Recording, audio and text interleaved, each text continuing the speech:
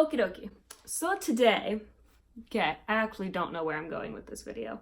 Hi, welcome to the channel. If you don't know my face, my name is Stephanie Jean. And this is my channel where I like to talk about stuff on the internet. Now my channel has become very bookish lately, and I would apologize for that, but I don't know. I originally started this channel to be a booktube channel with my review of Everything by Nicola Yoon. I think that was like one of my first videos that I ever posted. And I kind of had the intention of this being a booktube channel. And then I started watching like Kayla Nicholson and Michelle B. And I was just like, I want to do lifestyle videos. I mostly read books, so that's why a lot of my content is bookish. But I do want to get back into doing some group chats because they're something that I thoroughly enjoy making, and it's something that I like watching. So that's why I'm here today. Okay. All right, so today, what are we talking about? We're talking about long distance relationships. Yay! As many of you know, I am a military wife. Wow. It's a label. But yes, my husband is in the Marines and he's currently deployed, so I have some experience in the long distance relationship struggle. And I don't know, a lot of people I feel that I've known in my personal pedestrian life, I guess, a lot of people have broken up over long distances, saying that distance is too hard, you can't make it work, it's too much of a struggle, it's too much effort, it's too complicated with different time zones and not being able to see each other all the time. That's a lie. Where's that book? I want to reference a book. If you've ever read this book, or if you've ever heard of this book, it's called The 5 Love Languages. And basically, it talks about the 5 different ways people show, express, and receive love. Those 5 ways are quality time, words of affirmation, gifts, acts of service, and physical touch. So I will tell you right now that one of my strongest love languages is quality time and physical touch. My husband's strongest love languages are words of affirmation and physical touch. Now, how exactly do you have physical touch when you're on completely different continents? Yeah, you don't. You can't. It's not a thing. So, even if your top love languages with you and your partner are both physical touch, you can still make long distance relationships work. These tips and tricks are things that work for me and for Jacob and for our relationship. No two relationships are the same because no two people are the same. So I just want to put that in here as a quick disclaimer. This is personal experience. It's not a universal fact. Okay. During Jacob's last deployment, I was a little reckless with my time management. Last deployment, he was in Japan, and while he was there, he was like 15 or 16 hours ahead of my time zone.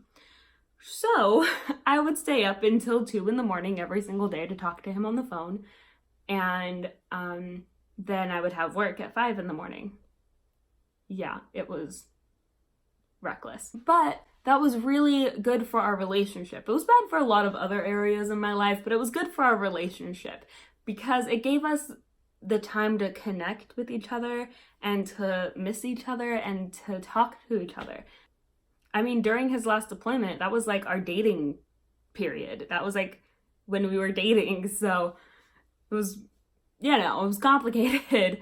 And so I definitely feel for people who are in long distance relationships that are still new, because it's definitely different being married and dating.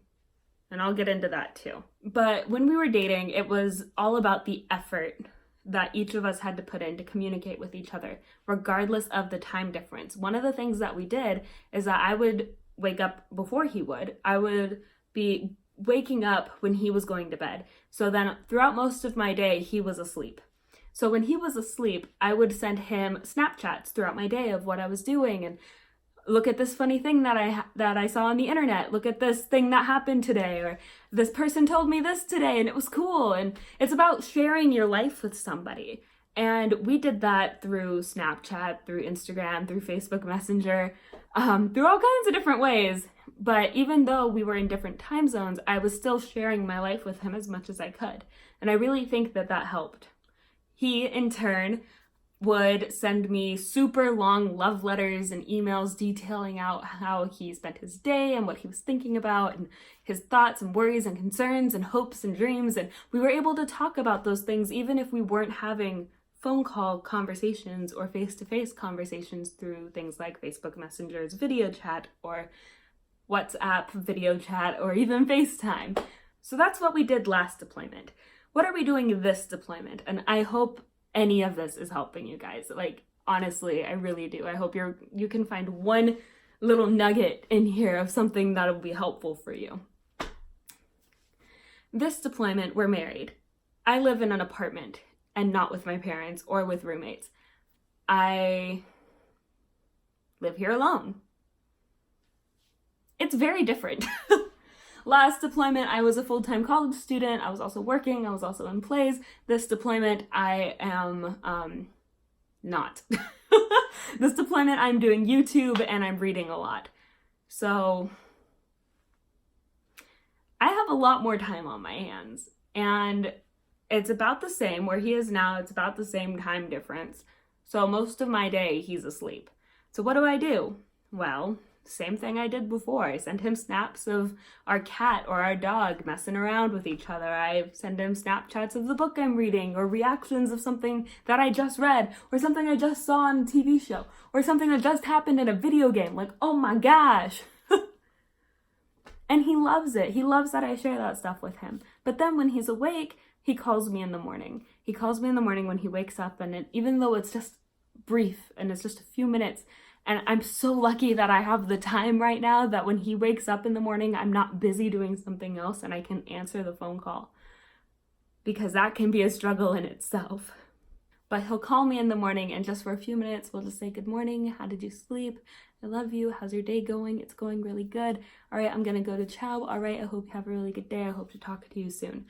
Simple, chill, no big deal, whatever. It's just something, you know? And I think that a lot of people in long distance relationships, especially when you're both really busy, it can be kind of daunting, and sometimes it can feel like you're getting so busy that you don't have time to talk to each other, or that you run out of things to say. You can only say I love you and I miss you so many times without it sounding boring or fake or insincere. So how do you fix that? Well, what we started doing this deployment, and I kind of fell off the wagon here a little bit, is we wrote out daily emails to each other, daily deployment emails. I have a reminder on my phone every night at 7 p.m. to write a daily deployment email. And so I will send him an email. Sometimes I'll start my email in the beginning of the day, and I'll put timestamps every single time I update my email, and then he has like a rundown of my entire day, and then he'll send me back like one giant paragraph before he falls asleep about him responding to my email and things that he wants to bring up in his email. And then I'll respond to his email and send my own email attached with it, outlining my day. And that way we don't have to waste minutes on our phone plan, we don't have to pay for international phone calls, and we can still get as much communication as we want, really. One of the things that is different this time than last time, and it's because of his location, is that I'm not sending as many Snapchats as I did last deployment. And that is because his data and Wi-Fi service haven't been great. So in order to not use up too much data, I just put everything in an email that he can open when he's connected to Wi-Fi. That's basically what we do to handle our long distance relationship. And another thing is that we're not in a wartime right now, and Jacob isn't in a dangerous place at the moment, so I'm really fortunate that I am counting down days until he gets home, and when he's home, you know, I don't have to worry about it. But not every long distance relationship is a military long distance relationship. And in other long distance relationships where maybe one of you lives in England and the other one lives in the States, and it's because of work and you don't know when you guys will be able to see each other again, or when you guys do see each other, it'll only be for a few days, and then you don't know when you'll see each other again after that unless one of you makes a permanent move. And that is a very different situation. However, I still think that the same principles apply about dedicated communication, and it's about the effort that you put into it. So With all that being said, I'm gonna wrap up this video here. If you guys have any questions, this is kind of a ramble video. So if you guys have any questions or specific situations that you would like me to address, you can leave them in the comments down below, or you can message me on Twitter or Instagram at p_StephanieJean, and I will see you tomorrow in another JuneTube video. Okay, love you, bye!